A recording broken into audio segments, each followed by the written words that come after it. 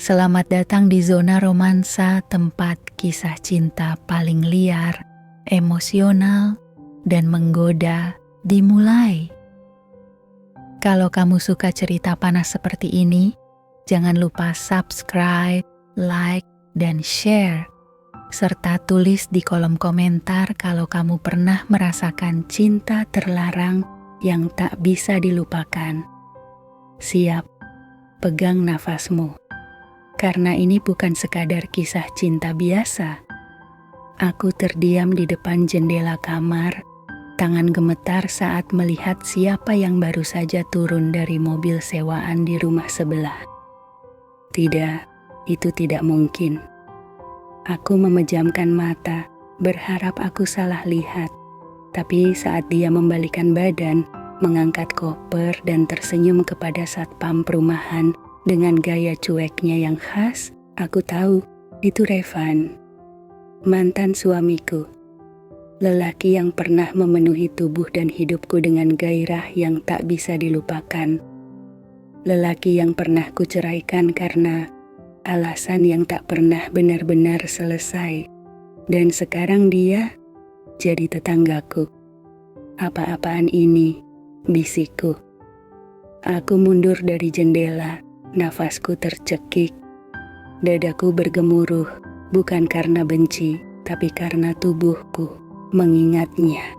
Tangan kasarnya di pinggangku, bibir panasnya menyusuri leherku. Cara dia membuatku menjerit tanpa suara. Itu semua datang kembali seperti badai. Aku sudah menikah sekarang dengan Radit, suami yang mapan, baik, dan membosankan di ranjang. Dan yang paling penting, dia sedang di luar kota selama 3 hari ke depan. Malam itu, saat suara dari rumah sebelah terdengar, derit koper, bunyi langkah kaki, suara shower menyala, aku duduk gelisah di ranjang. Pikiranku kotor, tubuhku haus, dan ketika bel rumah berbunyi, aku nyaris tak bisa bernapas. Ting. Tong, ku pandangi pintu, lama. Lalu perlahan aku berjalan ke arahnya dan membukanya. Dia berdiri di sana, Revan. Masih tinggi, masih tampan, dan senyumnya masih setan. Hai, Ara. Suaranya serak. Aku cuma mau bilang, aku tetangga barumu sekarang. Tubuhku bergetar. Aku menggigit bibir. Masuklah kalau kamu haus, kataku pelan. Dan saat dia masuk, aku tahu ini akan menjadi dosa pertama dari banyak dosa yang akan terjadi. Revan duduk di sofa ruang tamu dengan santai. Seolah ini bukan rumah mantan istrinya yang sekarang sudah bersuami. Matanya menatap ke seluruh ruangan. Tapi aku tahu, tatapan itu akhirnya selalu kembali ke dadaku yang hanya tertutup tank top tipis. Aku tak mengenakan bra, dan dia menyadarinya. Aku gak nyangka kamu tinggal di sini, katanya pelan, menggoda. Dan aku gak nyangka kamu jadi tetanggaku, jawabku sambil menyilangkan kaki, mencoba terlihat tenang meski tubuhku sudah terasa panas. Dia tertawa kecil, senyum sinisnya yang dulu membuatku lemas kini kembali hadir. Tapi yang membuat napasku tercekat adalah dia bangkit, mendekat. Ara, katanya serak, kamu masih cantik, bahkan lebih dari saat terakhir kali kita bercinta. Degree, aku seharusnya marah, menjauh. Tapi saat dia berdiri tepat di depanku, aroma tubuhnya menusuk hidungku, dan kenangan malam-malam penuh desahan kembali menyerangku tanpa ampun. Aku sudah menikah, Revan, bisikku. Dan aku cuma bilang kamu cantik, katanya sambil menyentuh pipiku pelan. Jari-jarinya masih dingin, tapi sentuhannya membakar kulitku. Dan ketika dia menyusuri pipiku ke leher, lalu ke pundakku, aku tak menahan. Aku membiarkannya, sampai akhirnya bibirnya mendarat di leherku. Aku terengah, tanganku mencengkeram bahunya, dan sebelum sempat berpikir lebih jauh, aku mencium balik bibirnya, keras, dalam, penuh rasa bersalah. Kami bercumbu seperti hewan lapar. Sofa bergeser, gelas jatuh ke lantai. Tank topku terlepas entah kemana. Revan menyeretku ke lantai karpet ruang tamu, menciumi tubuhku tanpa jeda.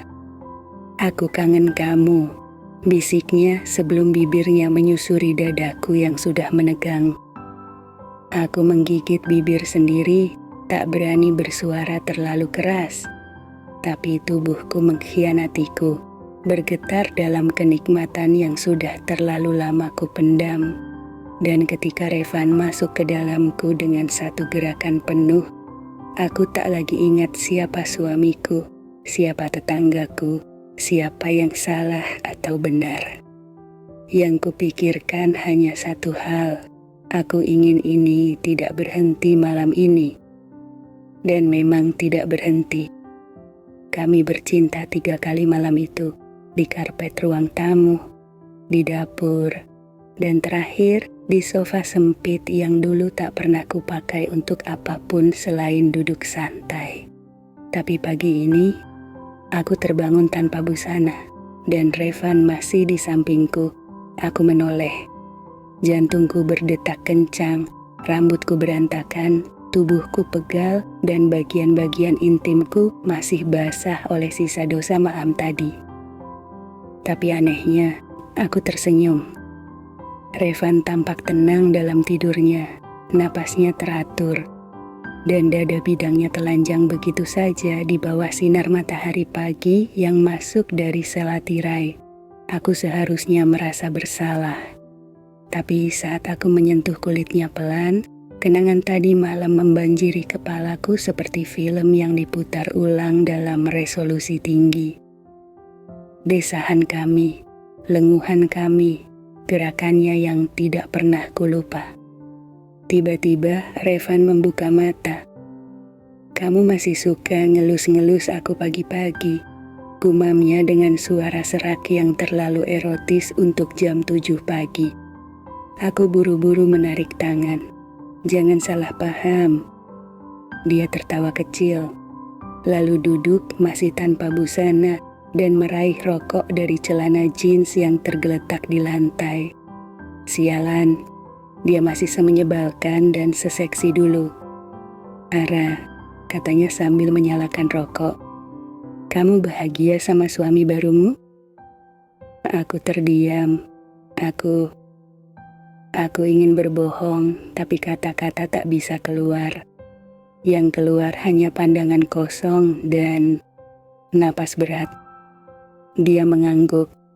"Aku tahu kamu gak bahagia, karena kamu gak akan membuka pintu dan mengajakku masuk kalau kamu bahagia." Aku bangkit, mengenakan kaosnya yang jatuh di sofa. "Kita gak bisa terus kayak gini, Revan." Dia berdiri, mendekat. Tubuh telanjangnya hanya berjarak beberapa sentimeter dari tubuhku. "Tapi kamu masih ingin," bisiknya. "Tubuh kamu jujur, Ara. Lebih jujur dari mulutmu." Aku menelan ludah. Lalu ponselku berbunyi. Radit suamiku menelepon. Aku memejamkan mata. Ini nyata, ini salah. Tapi yang ku tahu, aku ingin mendengar suara Radit secepatnya. Supaya aku tahu seberapa dalam aku sudah tenggelam dalam pengkhianatan ini. Dan saat aku angkat telepon, Revan mencium leherku diam-diam dari belakang sambil berbisik, "Kita belum selesai, Ara, belum." Suara Revan tepat di telingaku saat bibirnya masih menempel di leherku yang basah oleh kecupan panasnya. Sementara itu, suara Radit, suamiku, mengalir dari speaker ponsel. "Sayang, aku lupa bawa dokumen meeting. Bisa tolong ambilkan di lemari kerja dan kirim lewat WA. Aku butuh sebelum jam 9. Jantungku berdetak liar. Tubuhku masih lengket oleh sisa-sisa cinta terlarang, dan Revan masih menempel di belakangku, tubuhnya hangat dan keras. Dia sengaja menekan bagian itu ke pantatku, membuatku nyaris merintih di depan suara suamiku. Aku berusaha mengatur napas.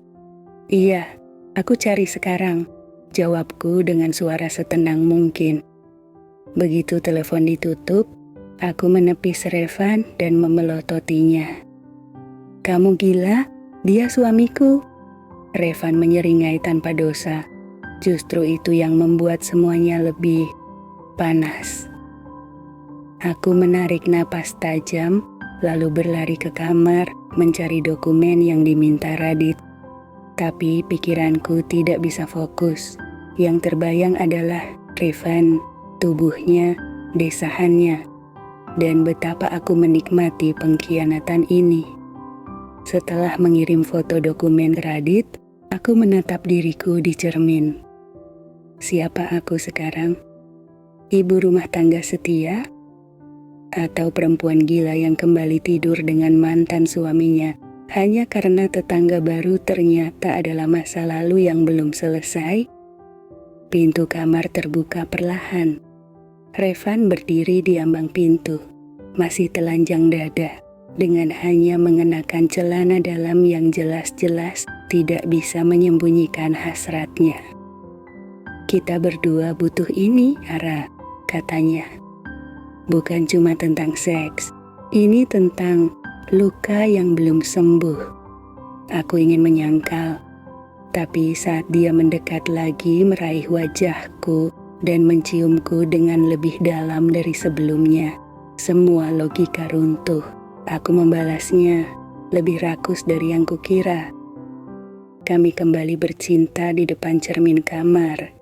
Aku menatap bayangan kami berdua. Dua manusia yang pernah saling mencintai, kini saling menghancurkan batas moral demi memuaskan hasrat lama yang belum selesai dibakar. Dan saat kami selesai, terengah di lantai kamar dengan tubuh saling menempel, Revan membisikkan sesuatu yang membuat darahku terasa dingin. "Kalau kamu gak bahagia, kenapa masih bertahan sama dia?" Aku mematung. Dan entah kenapa, kali ini aku tidak bisa menjawab. Pertanyaan Revan itu menelanjangiku, jauh lebih dalam dari ciumannya. Aku diam, telanjang di lantai bersamanya, tapi merasa lebih kosong dari sebelumnya. Aku mencoba berdiri, menghindari tatapannya yang penuh tanya dan dosa. "Aku harus siap-siap," gumamku sambil menarik baju tidur dan menutupi tubuhku. Radit pulang jam 5, aku harus masak. Revan masih duduk di lantai, memandangi punggungku.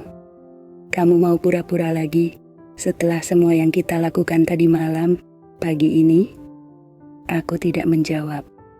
Bagaimana aku bisa? Yang kulakukan 24 jam terakhir adalah pengkhianatan terpanas dan paling memalukan dalam hidupku. Tapi juga paling jujur. Aku ingin dia. Aku ingin Revan, bukan cuma tubuhnya, tapi semua luka yang dulu kami bagi, semua cinta yang pernah ada. Dan aku tahu, ini salah. Tapi kenapa yang salah bisa terasa begitu benar? Saat sore menjelang dan Radit pulang kerja, aku menyambutnya dengan senyum palsu, masakan hangat, dan tawa kecil yang terdengar hambar bahkan di telingaku sendiri. Sementara itu, di seberang rumah, di rumah itu, Revan mengirimku satu pesan singkat. "Aku bisa membuatmu bahagia lagi kalau kamu berani." Aku langsung hapus pesan itu, tapi pikirannya menetap di kepala, membakar pelan-pelan semua tembok pertahanan dalam diriku. Malam itu aku berbaring di ranjang bersama Radit. Tapi saat dia memelukku dari belakang, aku menangis pelan tanpa suara, karena pelukan itu terasa asing. Dan tubuhku diam-diam mengingat rasa Revan. Dan di saat aku menahan napas, menahan tangis, dan mencoba tidur, aku mendengar suara ponsel Radit bergetar. Dia tertidur, tapi aku sempat melihat sekilas layar yang menyala. Sayang, jadi nginap malam minggu ini, aku rindu. Dunia seperti berhenti, mataku membelalak, tanganku gemetar. Suamiku juga selingkuh. Tanganku masih gemetar saat ku tatap nama itu lagi, L.I.I. Dan isi pesannya yang menyakitkan. Sayang, jadi nginap malam minggu ini, aku rindu. Dunia runtuh, tapi bukan karena sedih. Karena anehnya, saat itu juga, aku merasa bebas. Semua rasa bersalah atas perselingkuhanku dengan Revan seolah dihancurkan oleh pesan singkat itu. Kalau Radit juga berselingkuh, kenapa aku harus terus merasa jadi perempuan jahat? Dengan hati berdebar, aku bangkit dari ranjang, meninggalkan Radit yang masih terlelap. Kututup pintu kamar dengan pelan, lalu melangkah ke balkon, ke arah rumah Revan yang hanya berjarak 3 meter. Jendela kamarnya menyala. Aku nekat mengetuk kacanya. Sekali, 2 kali. Tak lama, Revan muncul. Rambutnya berantakan, bertelanjang dada. Dia tampak terkejut melihatku berdiri di balkon tengah malam, hanya dengan mengenakan daster tipis dan wajah basah air mata. Ara, suaranya pelan. Aku tidak menjawab. Ku hapus air mataku, lalu berkata dengan suara serak, "Kalau kamu masih mau aku, sekarang aku gak akan menahan lagi." Dia hanya butuh 2 detik untuk keluar dari rumahnya, masuk lewat pintu belakang rumahku, dan menarikku ke pelukannya seperti pria yang akhirnya menemukan pulang. Kami kembali bercinta malam itu. Tapi kali ini berbeda. Lebih buas, lebih liar, tanpa sisa perlawanan. Kami menyatu dengan napas terburu, desahan panjang dan tubuh yang saling menuntut tanpa jeda. Aku mencakar punggungnya, dia menggigit bahuku. Sampai tubuhku gemetar dalam orgasme panjang yang membuatku menangis. Dan saat dia memelukku di lantai ruang tamu, di tengah malam yang basah oleh air hujan dan keringat dosa kami, aku berkata sesuatu yang tak pernah kubayangkan sebelumnya. Aku ingin bercerai. Revan diam, lalu mengusap wajahku dengan lembut. Kamu yakin? Aku mengangguk. Aku gak bisa pura-pura lagi. Radit selingkuh, dan aku cuma mau jujur sama diriku sendiri sekarang.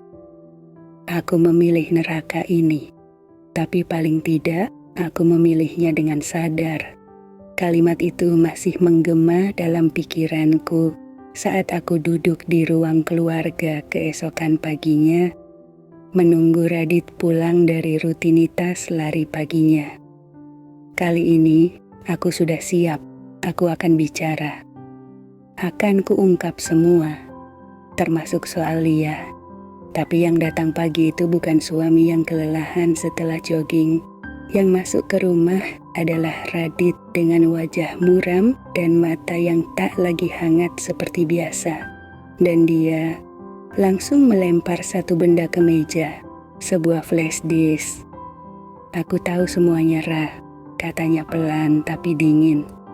Kamu tidur sama mantan suamimu di rumah ini, di belakangku.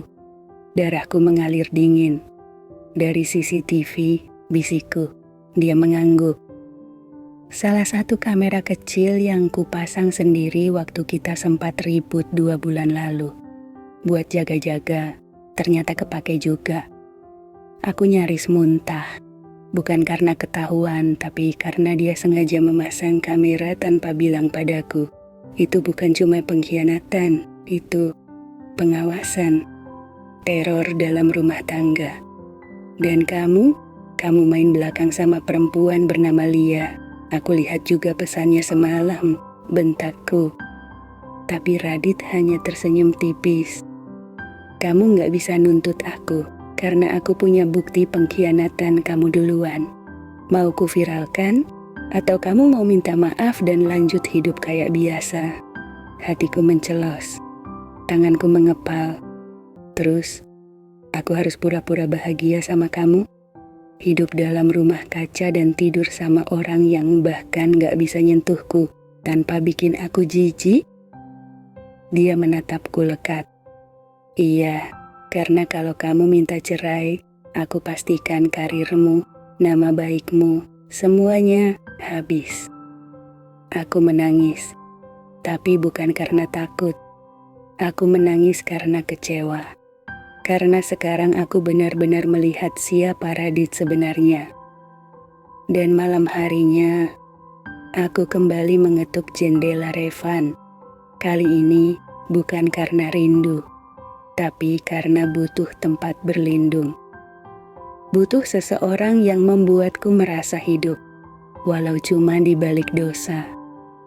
Ambil aku lagi malam ini, bisikku, dan bantu aku keluar dari neraka ini.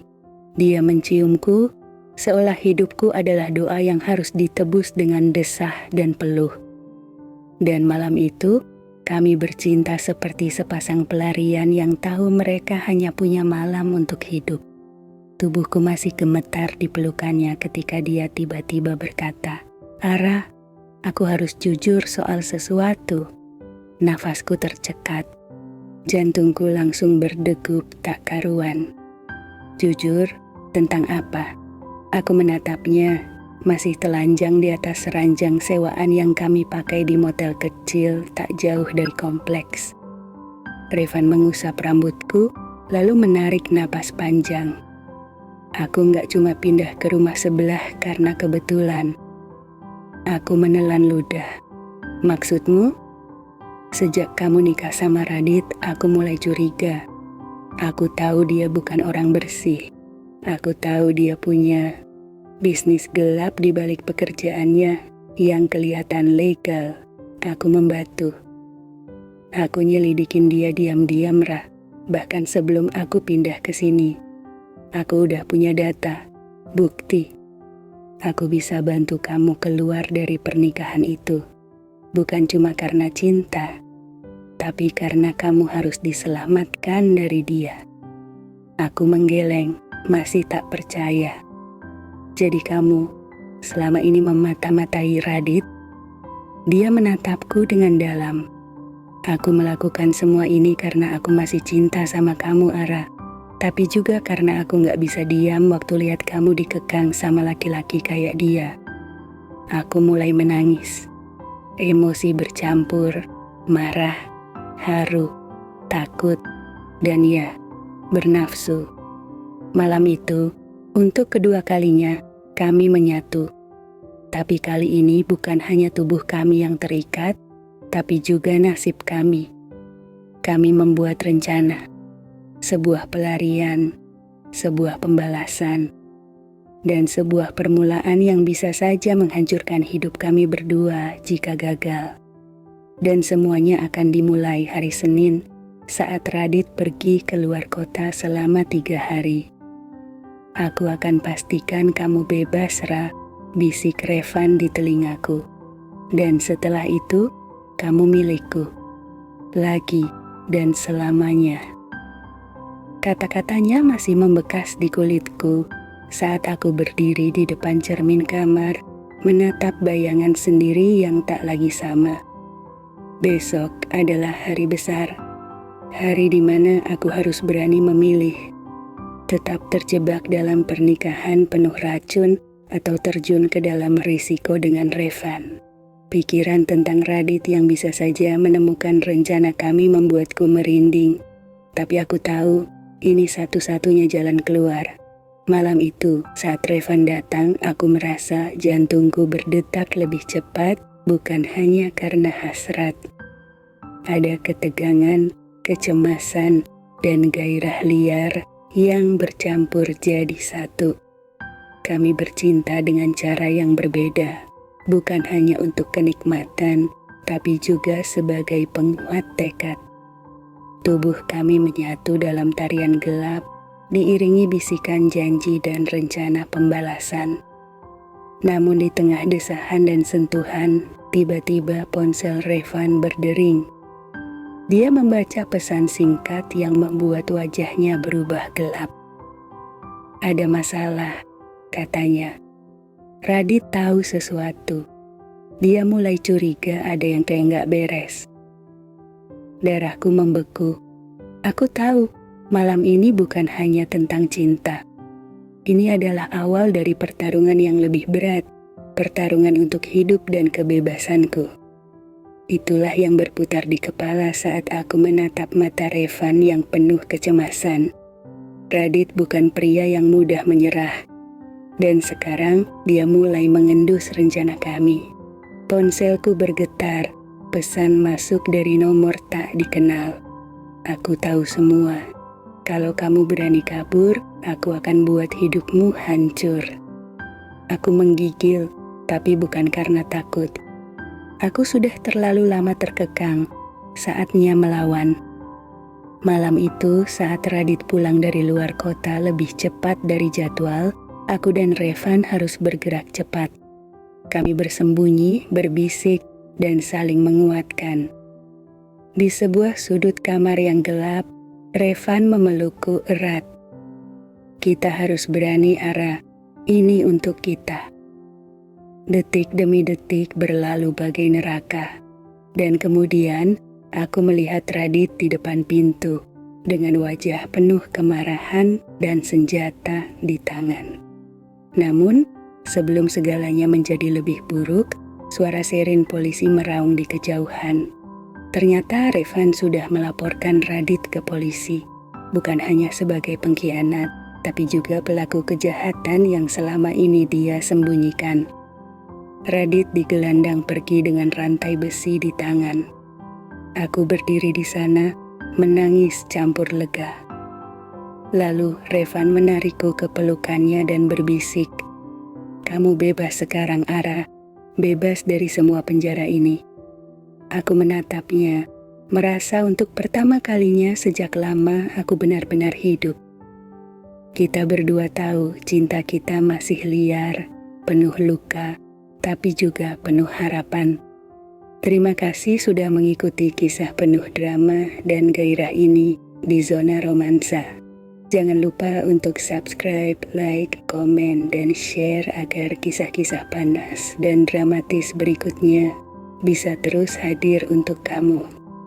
Sampai jumpa di cerita berikutnya, di mana cinta, pengkhianatan, dan gairah akan terus beradu.